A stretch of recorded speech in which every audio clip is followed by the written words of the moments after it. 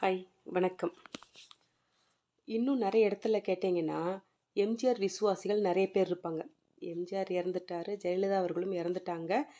ஆனாலும் எம்ஜிஆருடைய விசுவாசிகள் அப்படின்னு இன்னும் இருக்கிறாங்க. எப்படின்னா, திருப்பூரில் ஒரு டிஎம்கே 1978 டிஎம்கே ஒன்றிய செயலாளராக ஒருத்தர் இருந்தார். அவர் பேரெல்லாம் சொல்கிறதுக்கு விருப்பப்படல, ரொம்ப வயசாயிடுச்சு அவருக்கு. எங்கள் வீட்டுக்கு வந்திருந்தார் திருப்பூரில். அவர் என்ன சொன்னார்னா, ஒரு மிகப்பெரிய கதை சொன்னார். அந்த கதை கேட்டதுலேருந்து இப்படியும் இருப்பாங்க அப்படிங்கிறது தெரிஞ்சுது. ஸோ நீங்கள் கேட்டு பாருங்கள். இது எங்கேயாவது படிச்சிருக்கிறீங்களா அப்படின்னு கேட்டு பாருங்கள். இது அவர் சொன்னது. ஒரு டிஎம்கேல ஒன்றிய செயலாளராக இருந்திருக்காரு 78. அவர் தஞ்சாவூர்லேருந்து சென்னை கலைஞரை பார்த்து, அதாவது 78 டிஎம்கேலேருந்து இவர் நம்ம எம்ஜிஆர் பிரிஞ்ச தருணம், ஏடிஎம்கே ஆரம்பிக்கப்பட வேண்டிய தருணத்தில் இருக்கிறாங்க. அந்த டைமில் இதில் தஞ்சாவூர்லேருந்து சென்னைக்கு 1000 பேர் சைக்கிள்லே போயிருக்காங்க. கலைஞரை பார்த்து, திமுக தலைவரை பார்த்து அவருக்கு சால்வை போத்தி நாங்கள் எல்லாருமே திமுகவுக்கு ஆதரவு அப்படின்னு ஆதரவு தெரிவிக்கிறதுக்காக 1000 பேரும் சைக்கிளில் தஞ்சாவூர்லேருந்து சென்னை வரைக்கும் போயிருக்காங்க. கலைஞர் வீடு வரைக்கும் போயிருக்கிறாங்க. எவ்வளோ நாளும் ஒரு 2-3 நாளாக, எத்தனை நாள்னு தெரியல, அவர் ஞாபகம் இல்லை அவர் சொன்னது. இங்கேருந்து தஞ்சாவூர்லேருந்து போயிருக்காங்க. ஸோ அங்கே போய் நைட்டே அங்கே போயிட்டாங்க. நைட்டு தங்கி அடுத்த நாள் காலையில் கலைஞரை பார்த்து எங்களுடைய ஆதரவு உங்களுக்கு தான் அப்படிங்கிற மாதிரி 1000 பேர் சொல்கிறாங்க. அவங்களுக்கு சால்வை போத்துறாங்க. கலைஞர் என்ன பண்ணுறாரு, நீங்கள் இவ்வளோ தூரம் வந்திருக்கீங்க, வாங்க உட்காருங்கன்னு சொல்லி எல்லாத்துக்கும் ஆளுக்கு 4 இட்லி, ஒரு வடை, காஃபி இதெல்லாம் கொடுத்துட்டு சாப்பிட வச்சுட்டு ஆளுக்கு 2 ரூபா கொடுத்து பத்திரமா போயிட்டு வாங்கன்னு அனுப்பி வச்சிடறாரு. வந்த 1000 பேரும் என்ன பண்ணாங்க, சரி இவ்வளோ தூரம் வந்துட்டோம், பக்கத்தில் தான் இருக்குது எம்ஜிஆர் வீடு, அவர் தோட்டம். ஸோ நம்ம ஒரு நடிகனா, அவருடைய ரசிகனா போய் பார்த்துட்டு போவோம். நம்மளுடைய ஆதரவு திமுகவுக்கு தான், கலைஞருக்கு தான். ஆனால் நம்ம போய் ஒரு எம்ஜிஆரை பார்த்துட்டு போயிடுவோம். இவ்வளோ தூரம் தஞ்சாவூர்லேருந்து சைக்கிள் இவ்வளோ கஷ்டப்பட்டு இவ்வளோ தூரம் வந்திருக்கோம், ஸோ அவரை பார்த்துட்டு போயிடலாம் அப்படின்னு ஆசைப்பட்டு 1000 பேரும் போனாங்க. நம்ம பொன்மனச்செம்மல் எம்ஜிஆர் வீட்டுக்கு போனால் எப்படி இருக்கும் அப்படிங்கிறது நிறைய பேர் கேள்விப்பட்டிருக்கோம். அங்கே போன உடனே அறுசுவை உணவுடைய வந்த உடனே என்ன சொன்னாங்களா, என்ன பண்ணுறீங்க, எங்கேருந்து வந்திருக்கீங்க அப்படின்னு சொல்லி கேட்டார்.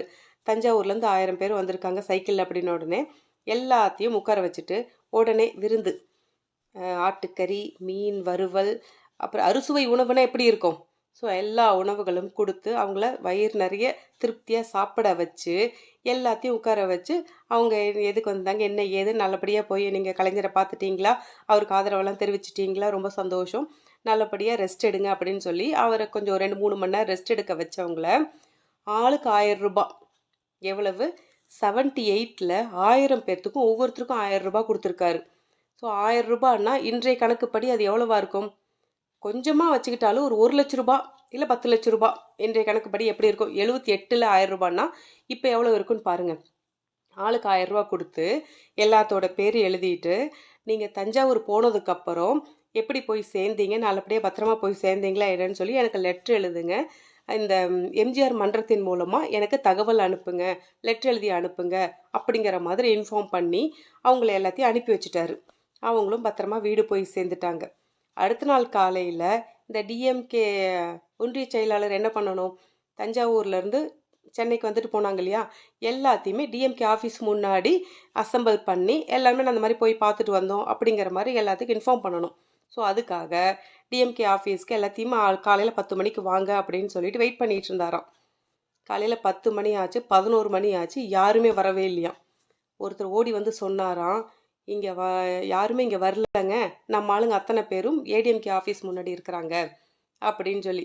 என்னன்னு கேட்டதுக்கு, கலைஞரை போய் பார்த்தப்ப 2 ரூபாய் தான் கொடுத்தாரு, எம்ஜிஆரை பார்த்தப்ப அவருடைய அன்பும் பாசமும் அவர் பேசின விதமும் எங்களை எல்லாத்தையும் எம்ஜிஆருடைய தீவிர ரசிகனாவே மாற்றிருச்சு, அதனால் நாங்கள்லாம் எம்ஜிஆர் கட்சியில் சேர்ந்துடுறோம் அப்படின்னு சொல்லி ஏடிஎம்கே ஆஃபீஸில் போய் நின்ட்டாங்களாம்.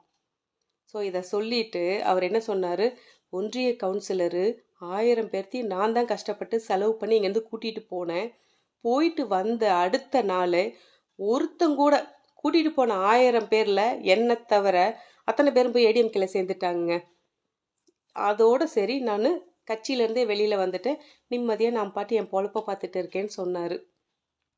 ஸோ இதுலேருந்து என்ன தெரியுது, எம்ஜிஆரை பார்த்தாலே போதும் அவர் கூட வந்துடுவாங்க, அவர் கட்சியில் சேர்ந்துருவாங்க, அவர் மேலே பாசம் வைப்பாங்க அப்படிங்கிறது இதுலேயும் தெரியுது. எந்த புக்லேயும் படிக்கல.